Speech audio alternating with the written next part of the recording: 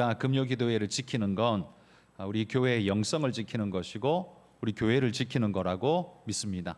여러분, 저 혼자 이런 생각을 자주 해봅니다. 요즘 어르신들은 열심히 교회를 잘 지키지만 젊은 세대들 바쁘고 여러 가지 일들이 많기 때문에 주일 대예배 외에는 거의 잘 못 나오는 세대 아닙니까?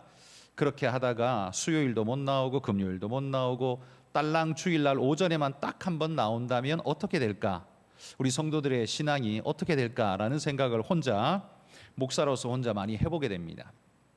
여러분도 경험해 보시지만 딱 일주일에 한 번 주일날만 나와 보시면요, 많이 내 마음이 영적으로 시들어간다는 걸 곧 느끼게 될 겁니다.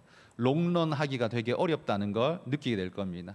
우리가 밥을 하루에 3끼를 먹어야지 한 끼만 먹고서는 살기가 어렵죠. 마찬가지로 일주일에 하나님의 말씀도요, 한 끼 딱 먹고는 일주일 견디기가 사실은 쉽지 않습니다. 세상의 풍파가 심하고 유혹이 그렇게 많은데 하나님 말씀을 그것도 주일날 딱 1시간 딸랑 딱 듣고 그걸로 내 일생을 지켜갈 수 있다. 이건 인간이기를 초월한 넘어선 이야기 아닐까 싶습니다. 우리는 하나님 말씀을 듣고 또 듣고 콩나물처럼 물을 먹고 또 먹어야 이게 물이 다 빠지는 것 같아도 자라는 것처럼 우리의 영성이 그렇게 자라날 줄 믿습니다. 그런 의미에서 여러분, 금요일 이 밤을 지키시는 여러분들이야말로 한가람 교회를 지키는 분들이라고 믿습니다. 제가 이 말 여러 번 했습니다. 기억나시나요? 제가 금요기도회를 굉장히 중요하게 여기고 강조한다라는 말씀 많이 드렸습니다. 대예배 빼놓고는 저는 금요기도회가 제일 중요하다고 생각합니다. 그런데도 불구하고 안 나오시는 분들은 여러분이 잘 땡겨서 나올 수 있도록 인도해 주시면 감사하겠습니다. 자, 오늘 말씀해 보면 아합 왕의 이야기입니다.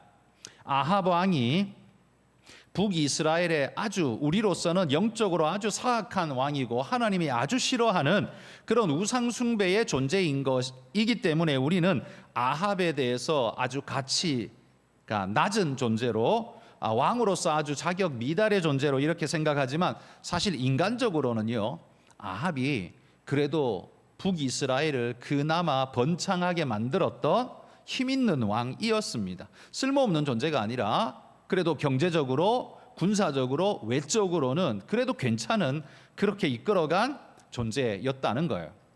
그런데 이 왕이 아합 왕 때에 남유다에는 여호사밧이라는 왕이 다스렸는데, 이 여호사밧 왕은 제가 아무리 읽어봐도요, 여호사밧 왕은 민족주의자였던 것 같습니다. 남과 북이 나뉘어지든 말든 그거 중요한 게 아니고 너나 우리나 유대 민족이다, 우리는 이스라엘 민족이다 라는데 완전 꽂혀 있었던 그런 존재 같아요.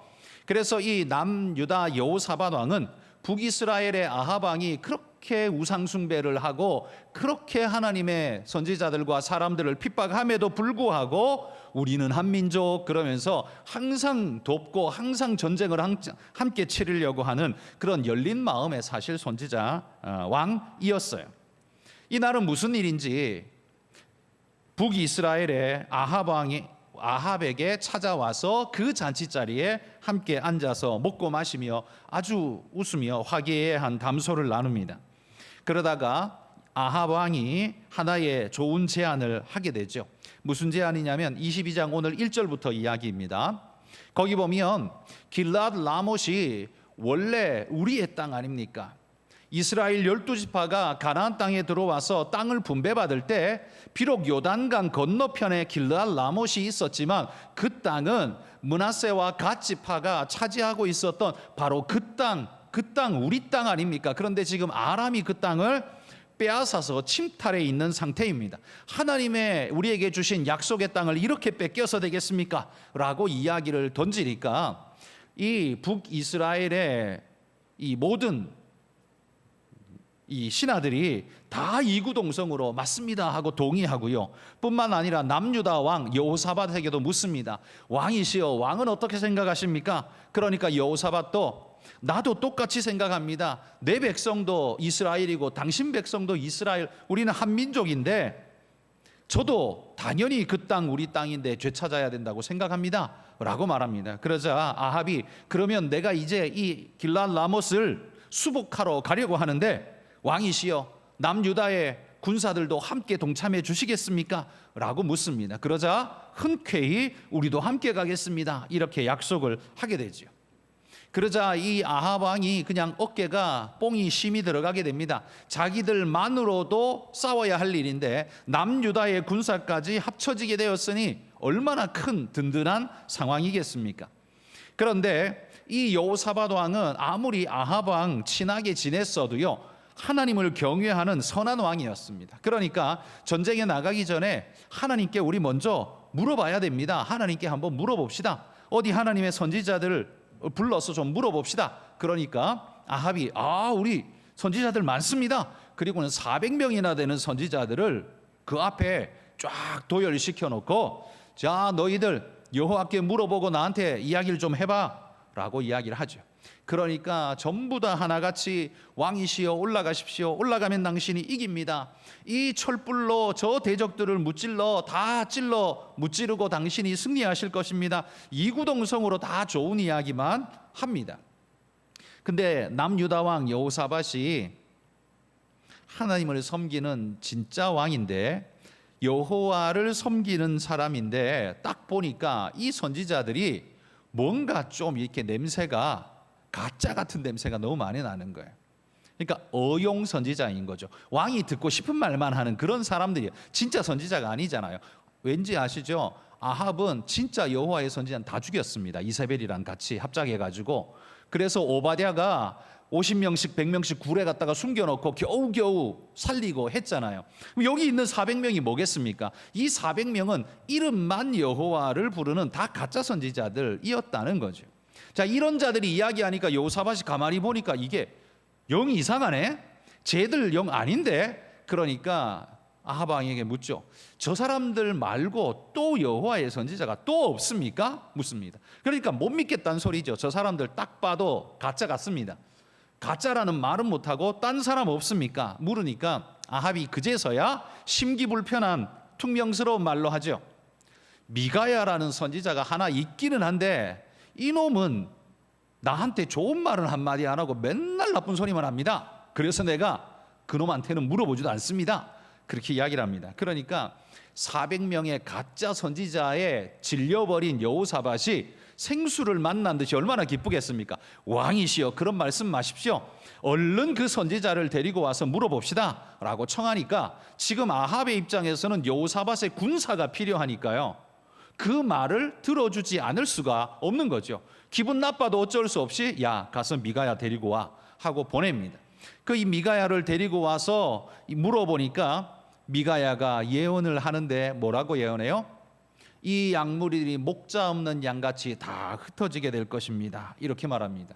이게 무슨 소리입니까? 당신이 전쟁에 나가면 하나님께서 당신을 죽게 하셔서 이 모든 군사들이 주인을 잃어버리고 방황하는 존재들이 되어서 다 흩어지게 될 거라는 소리예요. 한마디로 말해 당신은 죽을 겁니다 라는 그런 예언을 지금 하는 겁니다. 그러니 얼마나 기분 나쁘겠습니까? 400명이나 지금 좋다 소리 하는데 이 한 놈이 문제다, 그런 마음이 들지 않겠습니까? 그래서 씩씩대고 그냥 열을 내는 거죠. 그때에 이런 말을 합니다. 내가 하늘에 보니 하나님께서 천상의 회의를 주장하시는데 거기에 하나님이 이렇게 말씀하십니다. 저 아합을 전쟁에서 죽게 해야 되겠는데 무슨 좋은 방법이 없냐라고 묻습니다. 그러니까 천사들이 이런 이야기 저런 이야기 하는데 그 중에 하나가 나와서 이야기하기를, 내가 그 아합 옆에 있는 선지자들에게 거짓의 영을 집어넣어서 거짓말로 아합을 속이게 하겠습니다. 그러니까 하나님이 그래, 그 방법이 정말 절묘하구나. 너는 그 방법을 할 것이고 그 방법은 그대로 될 것이다. 그래서 하나님이 이 천사들을 통해서 거짓 선지자들의 입에서 거짓 예언을 하게 하셨다. 이렇게 천상의 모습을 봤다는 거예요. 미가야가 이런 이야기를 하니까 아합이 얼마나 기분 나쁘겠습니까? 그래서 이 미가야를 옥에다가 가두는데 아주 깊은 옥에 가두고 고생의 떡과 고생의 물을 주라고 하는데, 그건 뭐냐면 그거는 물을 아주 박하게, 먹는 것도 아주 공팡이 피고 하루에 한 끼 정도만 죽지 않을 만큼만 겨우 주고 그를 고통에 몰아넣으라는 소리죠. 그래서 미가야는 그 하나님의 예언 때문에 끊임없이 고통을 받게 옥에 갇히게 됩니다. 자, 이렇게 해놓고 아합과 여호사밧은 전쟁에 나가게 되죠. 여러분, 남유다의 군사와 북이스라엘의 군사가 합치었으니 얼마나 많은 숫자이겠습니까? 그렇게 나가고자 합니다. 왕의 어깨가 으쓱했겠죠. 이 아합을 둘러싸고 있는 사람들을 보십시오. 남유다의 여호사밧이 그를 둘러싸고 있습니다. 400명의 선지자가 아합을 둘러서서 아합이 듣고 싶은 말만 앵무새처럼 쏘아주고 있습니다. 세 번째는 북이스라엘과 남유다의 그 많은 군사들이 즐비하게 아합을 따르고 있습니다. 아합을 둘러싸고 있는 모든 것이요, 아합으로 하여금 기세등등하게 만드는, 그리고 자신이야말로 우주의 중심이라는 듯이 생각을 하도록 만들어 버린 거죠. 그러니 아합은요, 이때 전장에 나갈 때 진다는 생각을 아마 전혀 하지 못했을 겁니다. 그런데 하나님의 생각은 어떻습니까? 하나님은 그를 심판하려고 지금 하시죠. 그런 아합이 여호사밧의 청에 의해서 하나님에 대해서 묻기는 물어주는데, 여러분, 이 아합의 말을 한번 보시기를 바랍니다. 8절에 보면 아합이 이렇게 말합니다. 이스라엘의 왕이 여호사밧 왕에게 이르되 아직도 이물랴의 아들 미가야 한 사람이 있으니 그로 말미암아 여호와께 물을 수 있으나 그는 내게 대하여 길한 일은 예언하지 아니하고 흉한 일만 예언하기로 내가 그를 미워하나이다. 이렇게 말하죠. 자, 여기 보면 여호와께 물을 수는 있으나, 그러면서 누구에게 물어요? 여호와께 물어요. 그런데 그가 원하는 건 뭡니까? 내게 대하여 좋은 말을 원하는 겁니다. 그러니까 여기에서 아합의 신앙의 모습이 나오는데요. 그는 여호와께 묻는 형식은 내가 취하겠지만, 그러나 이 질문, 그 하나님의 답은 내가 원하는 것이어야지, 하나님 뜻대로 혹은 나하고 상관없는, 나한테 듣기 싫은 이런 소리는 전혀 쓸데없어, 그런 건 필요 없어 라고 생각하는 그런 존재임이 분명하게 드러나죠. 여호와께 물을 수는 있으나 내게 대하여 길한 일은 예언하지 아니하니, 그러니까 여호와께 묻는 건 수단이고 내게 길한 예언은 내가 목적이 되는, 이게 바로 아합의 하나님에 대한 생각이었다라는 말이죠. 아합은요, 하나님이 어떤 하나님이어야 한다고 생각하는 거예요? 자기한테 도움을 주고 자기를 위하는 자여야 한다라고, 그래야 하나님이다라고 말하고 있는 거예요. 그래서 여호와께 물을 수는 있지만 목적은 내가 돼야 돼. 이게 아합의 신앙이고 관념이라는 말이지요. 그러니까 하나님이 어떻게 하십니까? 그를 심판하고 채찍질하려고 하시는 겁니다. 자, 이렇게 해서 전장에 나갔습니다. 그런데요, 이 많은 군사들을 데리고 나가서 기고만장할 만한데 미가야의 마음이 자꾸 마음에 걸립니다. 미가야가 뭐라 그랬습니까? 당신은 죽을 것이고 당신의 군사들은 목자 잃은 양처럼 뿔뿔이 다 흩어져서 사라질 겁니다. 이야기를 했어요. 그러니까 자기가 질 거라고 생각하기는 싫지만, 그런데 이 미가야가 한 말이 찜찜해. 그래가지고 그가 뭘 합니까? 30절에 보시면 이스라엘의 왕이 여호사밧에게 이르되 나는 변장하고 전쟁터로 들어가려 하노니 당신은 왕복을 입으소서. 그러니까 당신이 왕 노릇하시고 나는 군졸 옷을 입고 그냥 내가 원하는 대로 가서 숨어 있겠다는 거죠. 전쟁통 속에 숨어서 저들이 분명히 아합 왕만 잡아 죽이려고 쫓을 텐데 당신이 왕복 입고 나는 피해 다니고, 이게 뭐예요? 자신의 꾀를 낸 거죠.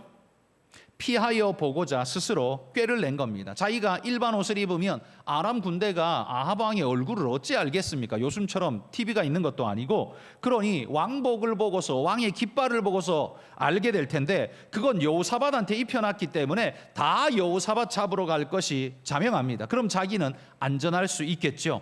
그래서 하나님의 이름으로 예언한 미가야의 예언을 회피할 방법으로 변장을 한 거예요.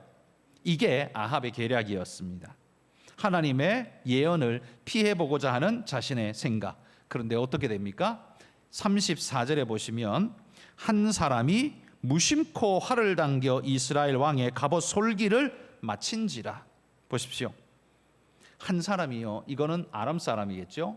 아람의 군대가 무심코 활을 당겼는데 이스라엘 왕의 그것도 갑옷 솔기. 솔기가 뭡니까? 끄트머리에 달려있는 솔 아닙니까? 그거 묶어가지고 묶어두는 그 솔기. 거기는 갑옷이 없는 곳이잖아요. 경계선. 하필이면 거기에 정확하게 화살이 뚫고 들어가서 박혀버린 겁니다. 갑옷에 맞았으면 좀 보호라도 될 텐데 하필이면 갑옷과 갑옷 사이에 솔기가 있는 거기에 화살이 쏙 박혔어요. 그것도 누가 쐈는지도 몰라. 조준하여 쏜 것도 아니야. 무심코 쐈는데 거기에 하필이면 박혀서 꽂혀가지고는 피를 흘립니다. 이게 즉사하진 않았습니다. 왕이 어떻게 해요? 34절 끝에 보면 병기 모는 자에게 내가 부상당했으니까 빨리 빠져나가자라고 했습니다. 그런데 전쟁통이 그냥 뒤섞여가지고 도망갈 구멍이 없는 거예요. 그래서 이 병거를 모는 자가 도망가 보려고 길을 내보려고 아무리 애를 써도 길이 나지 않고 뱅글뱅글 돌다가 아합은 어떻게 해요? 화살 한 방 맞고 과다출혈로 죽게 되어버린 겁니다. 화살 한 방에 과다출혈로 죽었습니다. 변장하면 하나님의 예언을 피할 수 있을 걸로 생각했습니다. 무리 속에 숨어들면 피하여 자기가 이 저주스러운 이 예언을 피할 수 있을 걸로 생각했습니다. 그런데 그럴 수가 없었다는 겁니다. 무심코 쏜 화살에, 그것도 하필이면 솔기 사이에 화살이 박혀서 그냥 그 전차 위에서 피를 쏟고 죽어버리는 그런 상태가 되었다라는 거예요. 오늘 아합은요, 남유다 여호사밧 왕과 그의 군사와 400명의 선지자들과 자신의 군사들에 뒤싸여서 그냥 용기백배하며 자기 중심적인 생각이 견고하게 굳어졌습니다. 분명히 자기는 성공할 거라고, 승리할 거라고 확신했습니다. 400명의 선지자들도 그렇게 말했으니까요.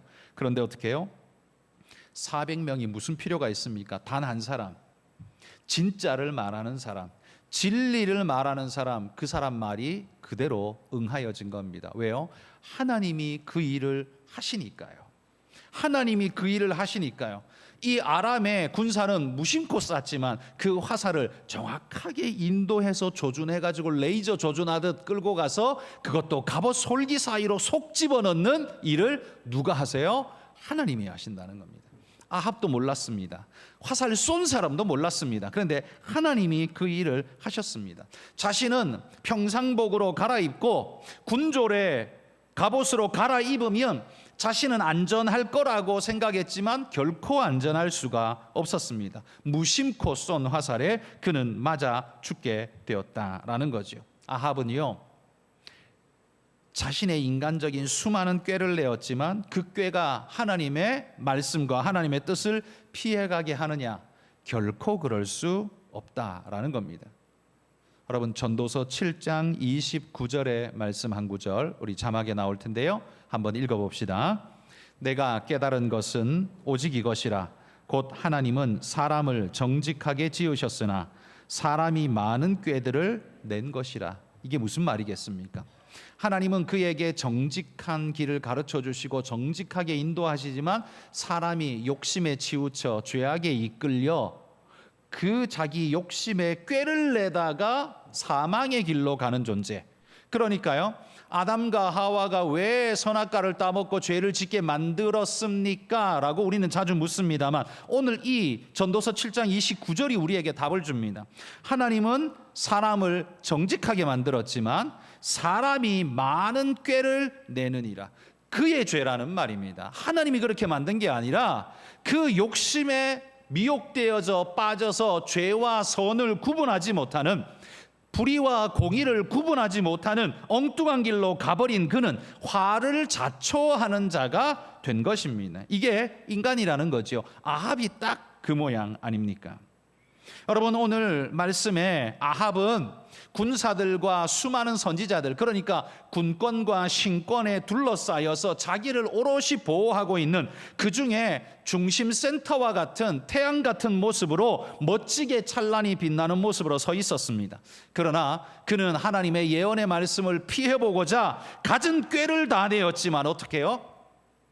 피할 수가 없었습니다. 무심코 우연히 솔기 사이로 이런 일이 이루어질 줄 어찌 알겠습니까? 여러분, 우리가 하나님의 뜻을 피하여 내가 계획을 세우고 내가 어떻게 하고 내가 도망가면 될 거라고 생각하지만 오늘 본문이 분명히 말합니다. 결코 그럴 수 없다는 겁니다.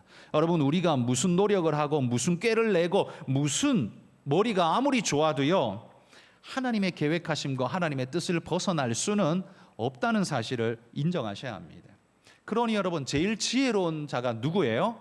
그런 하나님을 인정하고 그분의 뜻에 순복하는 겁니다. 이게 가장 큰 지혜예요. 그래서 성경은 바로 이게 지혜라고 성경이 말하지 않습니까? 오늘 설교의 제목은 이겁니다. 인생은 어떻게 살아야 하는가? 여러분, 인생은 어떻게 살아야 합니까? 사람은 꾀를 내느니라. 하나님은 사람을 정직하게 만들었지만 인간은 수많은 유혹에 이끌려 자기 꾀를 내다가 어떻게 해요? 결국 망하게 됩니다. 여러분, 꾀를 내어 사기를 친 사람들이 일확천금을 얻는 것 같지만 그 사기의 꾀가 자기를 부패하게 만들고 무너지게 만들어서 죽는 사람을 보십시오. 얼마나 많습니까? 사악한 일들을 일삼고 자기의 힘을 과시하면서 남들을 짓밟고 자기가 다 가진 것처럼 여기지만 결국에 하나님께서 그들을 가만두지 않으십니다. 그들은 어떻게 됩니까? 결국 심판에 무너지고 저주받은 자처럼 쓰러집니다. 경찰들 몰래 마약을 즐기고 환각 상태를 즐기고 거의 제정신 아니게 내가 그냥 우주를 왔다 갔다 할 만한 그런 쾌락을 느낀다 할지라도 그 다음에 뭐예요? 마약에게 내가 사로잡혀서 인생이 풍비박산 나는, 여러분, 그게 인생 아닙니까? 인간이 꾀를 내지만 결국 그것이 자기를 구원하지 못한다는 사실이 오늘 분명히 아합을 통해서 우리에게 보여줍니다. 오늘 여러분, 우리가 기도하러 나왔습니다. 저는 여러분에게 이 기도 제목을 여러분에게 드리는 겁니다. 하나님보다 더 똑똑한 척 하지 말고, 하나님보다 더 똑똑한 척 하지 말고, 여러분, 하나님 앞에 정직하게 엎드려 그분의 뜻을 구하며 사는 것이 가장 똑똑하고 지혜로운 길이라는 사실을 인정하고 그렇게 살아가시기를 소망합니다. 생각 없이 살라는 말이 아닙니다. 여러분, 신앙인은 생각 없이 살아야 된다는 말이 절대 아닙니다. 오히려 더 깊은 생각과 더 깊은 믿음으로 하나님을 생각하는 더 깊은 신앙으로 숙고해 볼 때, 야, 이게 진짜 길이구나. 여러분, 이런 모습으로 우리가 살아야 한다라는 말이에요. 시편에는 이런 말씀이 있습니다. 제가 읽어드리겠습니다. 시편 20편 7절입니다. 어떤 사람은 병거, 어떤 사람은 말을 의지하나 우리는 여호와 우리 하나님의 이름을 자랑하리로다. 어떤 사람은 직장, 어떤 사람은 돈을 자랑하나 의지하나 우리는 여호와 하나님의 이름을 자랑하리로다. 여러분, 이게 오늘 우리의 중심이 될 수 있기를 소망합니다. 아합 주변에 아합의 심령에 바람을 집어넣는 수많은 자들이 둘러치고 있다 할지라도 그들이 아합을 구원 못합니다. 여호사밧이 아합을 구원 못하고요, 400명의 선지자가 아합을 구원 못합니다. 하나님의 뜻에서 벗어날 수가 없다는 말입니다. 오직 아합이 자기를 구원하려면 어찌해야 합니까? 하나님께 맡기고 하나님을 따라야 합니다. 오늘 우리가 해야 할 일이 바로 이거라는 말입니다. 여러분, 하나님을 수단 삼고 나를 목적 삼는 기도, 지금까지 우리가 기도를 그렇게 많이 했는데 그런 기도를 내려놓는 것이 신앙의 성숙입니다. 신앙의 초기에는 다 자기를 위해서 기도하고 하나님이 자기의 수단이 되고 자기가 목적이 되듯 기도합니다. 그러나 어릴 때에는 그래도 됩니다. 초신자 때에는 그래도 됩니다. 왜? 아직 모르니까요. 그러나 신앙이 익어지면 익어질수록 어떻게 해요? 그때부터 깊이로 들어가야 합니다. 수단과 목적이 이게 잘못됐구나라는 걸 깨닫고 그 다음부터 바꾸는 겁니다. 하나님이 목적되고 내가 수단이 되고, 하나님이 날 위해서 뭘 하시는 게 아니라 궁극적으로는 그렇게 하시겠지만 내가 하나님을 위해 뭘 할까요? 라고 말할 수 있는 자가 되는 것, 이게 여러분 신앙에 깊이 있는 자이며 하나님 복 주신 자 아니겠습니까? 우리의 인생이 이럴 수 있기를 소망합니다. 여러분이 뭘 생각하고 뭘 목적하고 뭘 인생의 목표로 삼으시든지 간에 여러분 그 목표 위에 하나님이 앉아 있을 수 있기를 소원합니다. 그래서 그렇게 기도하십시오. 돈 많이 버는 것 위해 기도하지 마십시오. 그건 반드시 우리를 부패하게 합니다. 돈 많이 버는 걸 위해서 기도하시면 반드시 부패합니다. 하나님이 그 돈의 주인이 되도록 기도하셔야 그래야 살 수 있습니다. 여러분, 우리는 부하기를 원하고 잘 살기를 원하지만 따지고 보면 영적으로 보면 이게 얼마나 위험한 일인지 모릅니다. 가난해야 된다라고 말하는 건 아닙니다. 그런 말은 아닙니다. 부해도 좋습니다. 부하십시오. 그러나 여러분, 부한 것이 얼마나 큰 책임을 우리에게 묻고 있는지 모릅니다. 여러분이 많이 가진 것 때문에 하나님을 놓으려는 유혹이 많이 들 겁니다. 여러분이 가진 걸 지키려다가 하나님을 놓고 싶은 유혹이 참 많이 들게 될 것입니다. 그 물질 없었으면 그런 유혹 안 들 텐데요. 그래서 여러분, 물질을 많이 가진 사람이요, 더 믿음이 좋아야 됩니다. 더 믿음이 좋아야 합니다. 여러분이 기도하실 때 자식들이 부하기를 기도하지 말고요, 자식들의 재산 위에 하나님의 보좌가 있기를 기도하십시오. 주님이 인도하시기를 기도하십시오. 그렇지 않으면 그게 바로 뭐예요? 그게 바로 아합의 길이고 아합의 전차가 될 겁니다. 그 속에서 피 흘리며 죽어가는 나 자신을 발견하게 될 거라는 말이죠. 여러분, 주님만 의지하며 오늘도 기도하는 시간 되시기를 소망합니다.